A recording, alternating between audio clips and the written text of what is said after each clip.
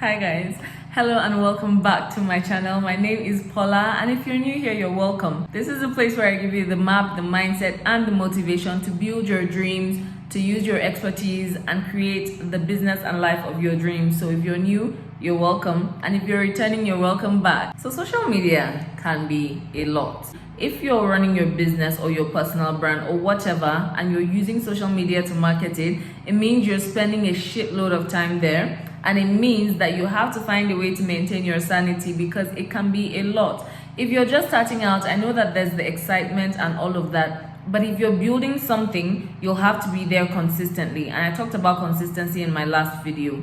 And if you've been at it for a while, then you understand the need to take small breaks. But is that enough? And how often can you really take breaks when you're trying to build something that requires you to be present? Right? So today's video, I'm going to be talking about how to use social media for your business, but without losing yourself, right? So let's get to it. But before I move on, if you haven't subscribed, please make sure to subscribe. And if you're following me on Instagram, great. If you're not, you can find me at paulapool.co, across Twitter, Paula Pool, across LinkedIn, Paula Pool. Secondly, my exclusive waitlist where I'm going to be teaching you how to set up your brand for success even before you get to work with me in a paid capacity is open. So check the description for details. I'm going to talk about that more after the video. We're grateful that we have a low bar of entry. We're able to just start an Instagram account and showcase our expertise and attract the people that need the things that we're offering. So all of that is great and it's amazing, but to build a business on social media is not a joke. And you've got to be there consistently. You've got to be relating with people. You've got to be putting out content. You've got to be showing up in your lives. You've got to be leveraging everything that Instagram is giving you, every tool, so that the algorithm doesn't make you disappear. So all of this means that we have to be on a lot. How do you maintain your sanity? How do you stay grounded if you have to be showing up on social media so much? The simple thing is to take control, right? We know that you've got to be there a lot of times, you've got to be on, but you've got to put in measures to make sure that your sanity is not affected. You hear the word burnout a lot because it actually is true. It happens to me a lot, such that I have to take a break, say a week away from social media or a week away from business on social media, because the funny part is social media is both business and play for us. So yeah, you get to be on a lot. So here is how I have managed to maintain my sanity while building my brand and my business in the online space. And I'm sharing it with you because I want you to succeed. And beyond that, I don't want success to take away your sanity. What I have done for myself is set work hours. Now, as I'm telling you this, I might not always stick to it, but it is a guide for me because I know that once is this time, I'm not supposed to be working. So if I'm working beyond that time, it's one, because of the time difference. Some of my clients are not in Nigeria, and so we have to, adjust.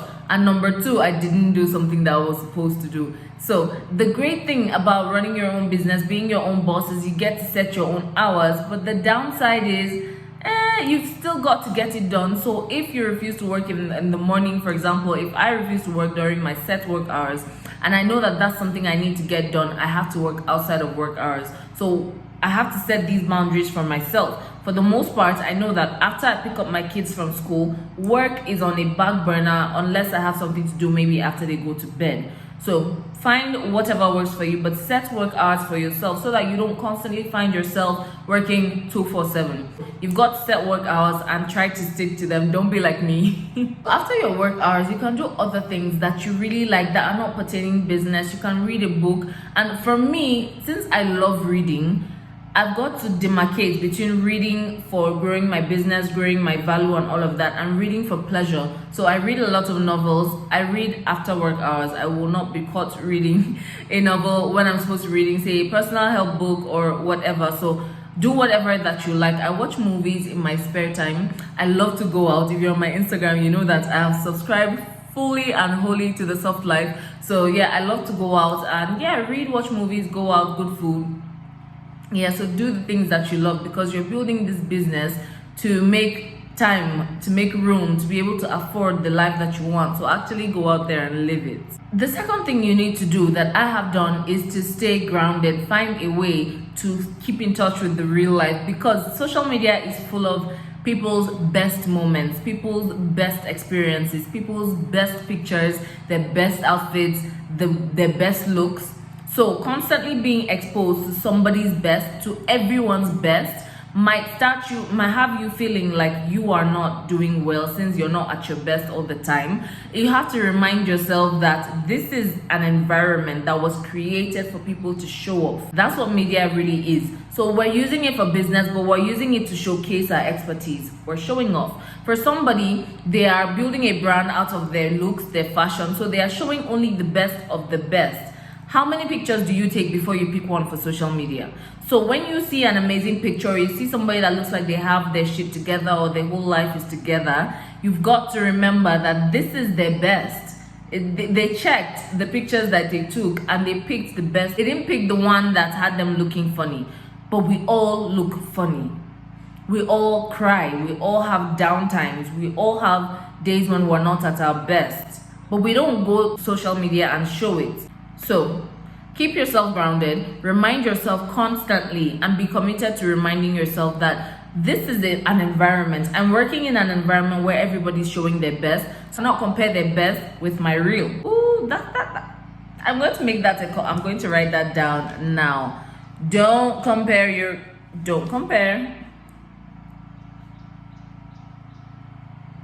their best to your real.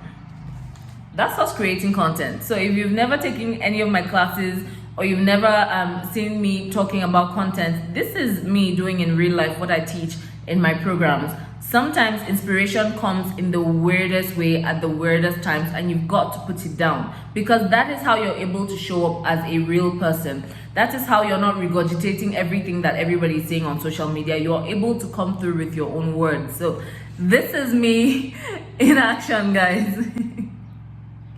All right. So the third thing I'm going to tell you that has really helped me and will help you too is to pay attention to your offline friends.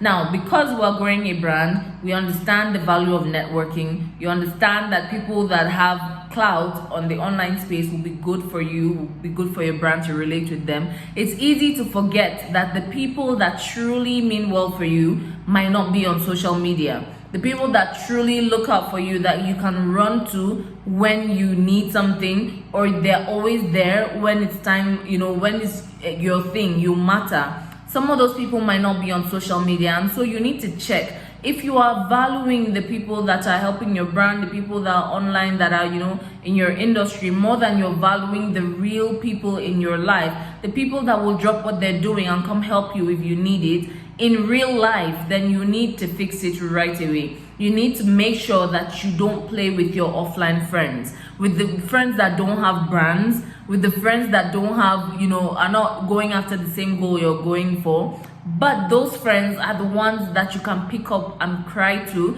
when you're overwhelmed on social media. You can reach out to them. You've got to also be there for them. So I hope that I have clarified this. We have to maintain our sanity while we're working on this space, because we can always be on a go thing, and in that case we'll be creating a prison for ourselves that will not allow us the freedom that we're trying to build a business to get money to have. So if this helped you in any way, let me know in the comment section if you would like to work with me in any way at all. Now, here's how I've done it. There's a Facebook group that's currently the wait list of my program that's coming in October. So you can join that group for free. I'll drop the details in the description. If you join that group, you get to be a part of the weekly live trainings that I do every Monday. So you already start to see results even before the main program starts. If you don't get into the main program, that's still fine. You have gotten your results and you can get on your way. If you still want to work with me to get the 3 months of support of the meat of the matter and how you can attract real and paying clients to your business, then you can decide to work with me in that program. The link is in the description, and I will see you in my next video. Bye.